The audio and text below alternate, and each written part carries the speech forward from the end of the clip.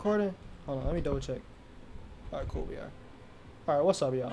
I'm pretty sure the video title of this will be how to process loss. Recently had a few homies express some information to me about some departures they had to make with external things or circumstances, and it got me thinking on how I process loss, so I figured I'd give my opinion on it. If someone takes even a little piece of advice from this, cool, my job is done. As long as someone takes even one moment, just be like, oh wow, never thought about it that way, my job is done. But number one for me is, I just try to remember, like, regardless of what you believe we are as human beings, because this universe is crazy already. Like, the fact we're even on a planet that can sustain our life force, our life forms, I mean, is kind of just mind-boggling. The fact that we're even, like, self-aware of how kind of, like, special our circumstances are to, like, even exist is kind of, like, very telling. We're all having a human experience. Now, my name's Giovanni, right? But I don't genuinely believe that I'm 100% this thing. I feel like there's a part of me that is experiencing itself through other things. And that's kind of where that's where I go mentally when I think about the term, like, you are not your thoughts, you are the observer of your thoughts. Hold on. Is this a new slingshot? Nah, this definitely isn't new. I've been here before. I just don't beer often. Yeah, like, bro, you're having a human experiences. There's so many things so many emotions that you have access to as a human being. And then, let alone just emotions, so many external experiences and actions you have access to. And it kind of gives me like a broader, zoomed out view on my emotions when I'm going through a certain turmoil, a certain suffering. And yeah, just keep in mind, this is a human experience, bro. Like, there's so many things that are gonna happen to you, and you don't have to be so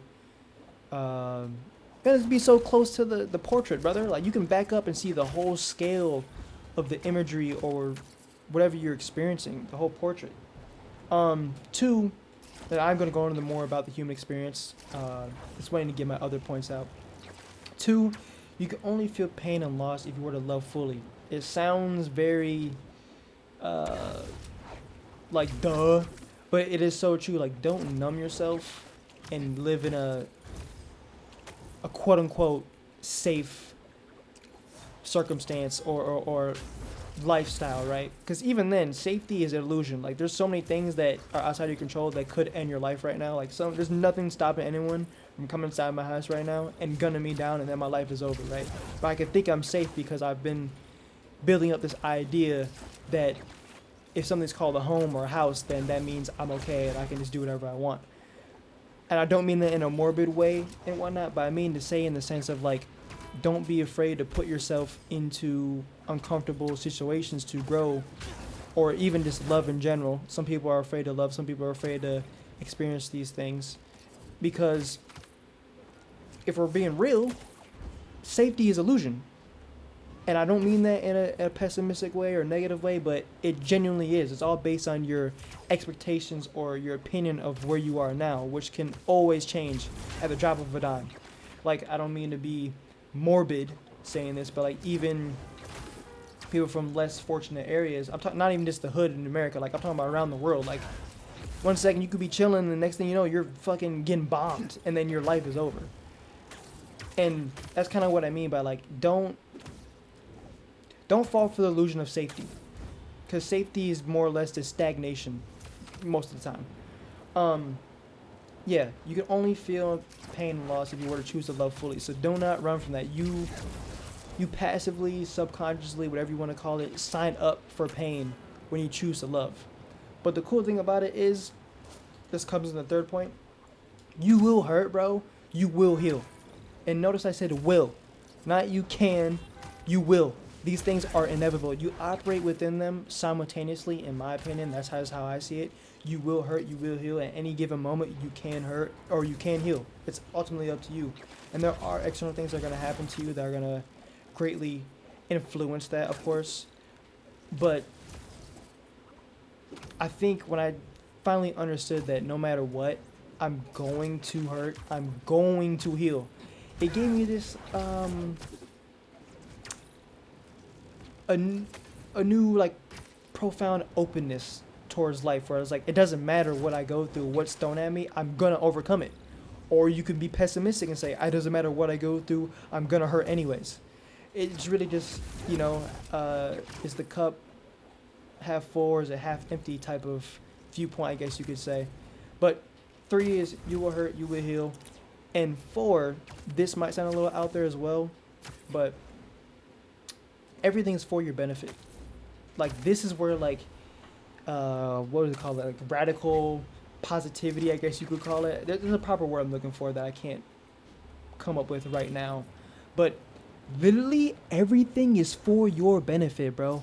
Like when you're going through something, you're going through the thick of it, bro. Like in your head, you could think, oh, this is happening to me. You could be a victim or whatever, victim mindset. Or you could literally be like, okay.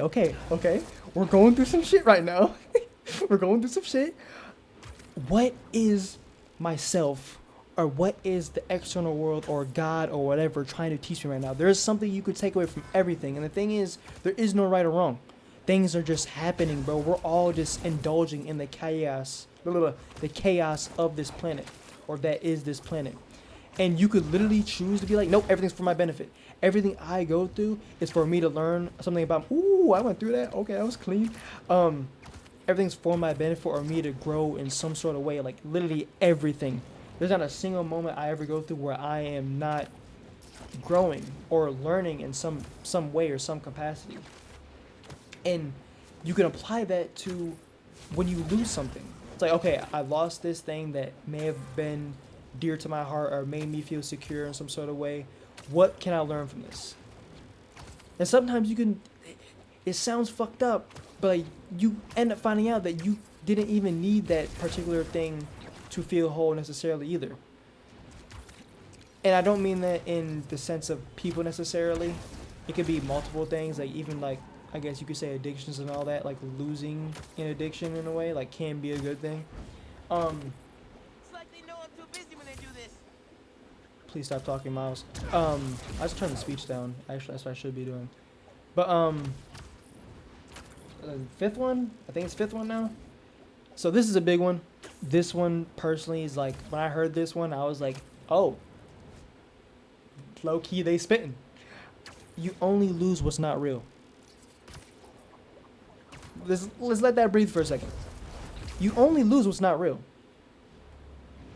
If it was meant to be, and it was meant to be eternal and last forever, which is already kind of illusion because nothing lasts forever, but that's what gives things value. It would. And it would have. If it was supposed to last forever, it 100% would, right? But you only lose what's not real, what's not meant for you. Things that aren't meant for you will naturally depart from your life. And it may be painful if you grow some emotional attachment to these things and whatnot. But, yeah, just keep that in mind. Like, I feel like I don't really need to over-explain this one, bro, because it's very self-explanatory. But you only lose what's not real, bro. I promise. You only lose what's not real. And the final one is... Now this is kind of like, this is like if you really zoom out and are looking at your thing from like your situation from a bird's eye view. But the thing that ultimately matters when you're loving things and losing things and whatnot is, did you operate from a loving place or a fearful place, right? Because regardless of people, like how much money people have or whatever fucking advantages they perceive them to have or be, it ultimately comes down to, are you a good person or a bad person, bro? Did you operate from a place of love and compassion and understanding, or did you play small and operate in fear and possibly even hate, right? Because I feel like when you approach things from the standpoint of, but like, for instance, like me, I lost my dad, which I had mentioned in some videos, right?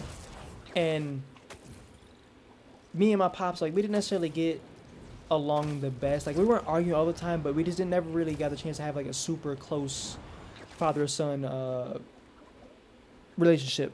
And it stemmed from fear from my side and maybe his side too, because he didn't even have his dad in his life, so maybe there's some anxiety on his side and whatnot. But my point is that that relationship with my pops kind of taught me like, oh damn, I kind of was like in fear the entire time, and that can create regret. So in a weird like that's why I say everything's for your benefit. In a weird twisted way, losing my pops literally taught me like I need to operate from a loving place with people as much as possible, bro, because you never know. Because then now whenever I lose friendships or relationships or even external things, I think to myself, did I operate from a loving place when this thing was in my possession? Because then you can look back and you can appreciate it, bro. There's no regrets. You exhausted all options that you could, bro. There's no need for you to beat yourself up and say, oh, I could have done this, I could have done that. Like, no. Did you operate from a loving place as much as possible? Or did you operate from a fearful place or even a hateful place? If the answer is you operated from a loving place, you did all you could, bro. And matter of fact, you did a stupendous job at it, bro. Because operating from love and compassion and the love vibration is just the best place you can operate in as far as a human being goes. And that's just my opinion. My word is not law. That's just my opinion. And on the other side, if you operated from a hateful place or a fearful place, if you're self-aware enough, you understand now, like, wait, I'm gonna choose now that I understand this pain of regret, this pain of fear, I'm going to choose to be as loving as possible within my boundaries, within respecting myself, of course, to a potential mirrored situation in the future that looks like this. I'm going to choose to be open more. I'm going to choose to be more listening. I'm going to choose to be more understanding. I'm going to choose to give some of myself more. I'm going to choose to be authentic more. And yeah, there's probably more ways I can definitely go into this, like the law of impermanence and whatnot. Actually, fuck it. We'll go into it. Fuck it. And then I'll sum everything up and I'll end the video. There's a law that I follow very closely called the law of impermanence.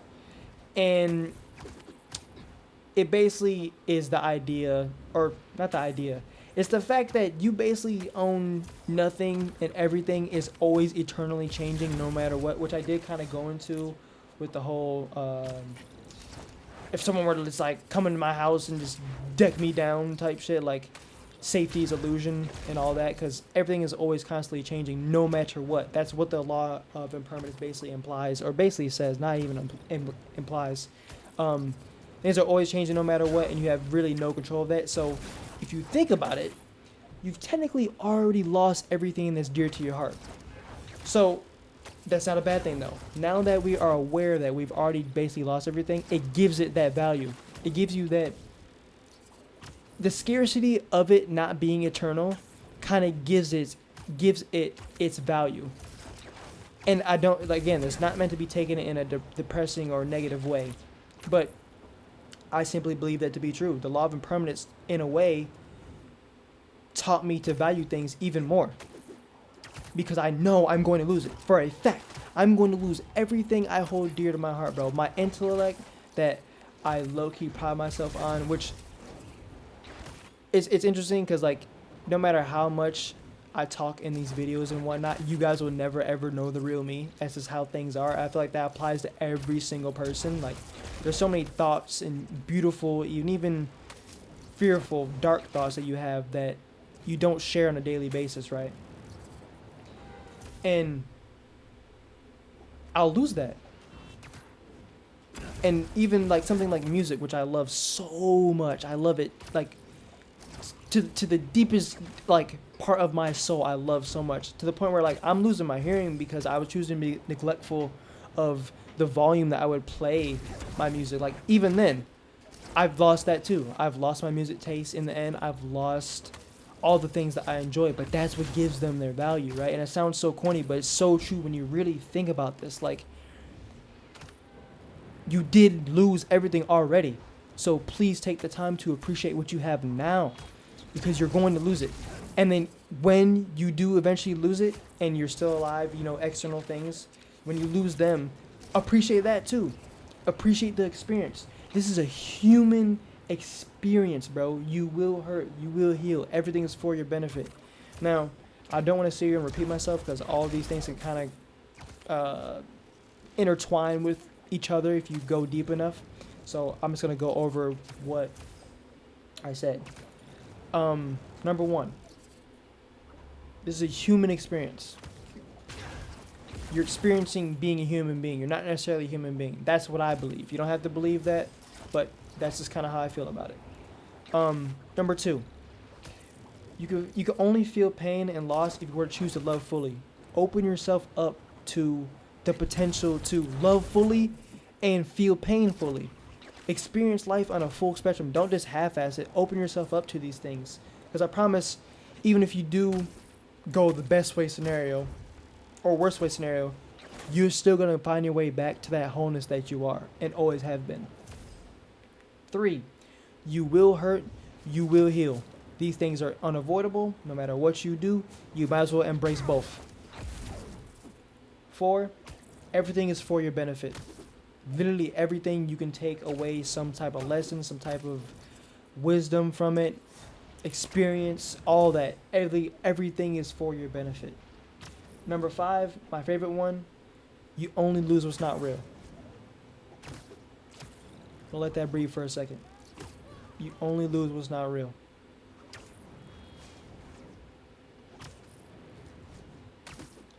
And the final one, the thing that ultimately matters when you lose something, did you operate from a loving place or a fearful place?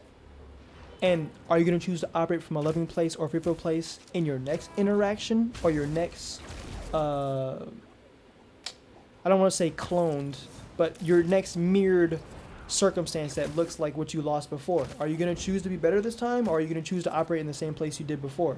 Stagnation, fear, hate, whatever it may be. And I guess the final one, which I don't really want to count, but I'll say is the bonus, is just the law of impermanence. Look up the law of impermanence and see what you can take away from that. The idea that literally everything on this planet is not yours. Your body is going to wither away. You and everyone you care about is going to wither away, but that's not a bad thing. That gives things its value.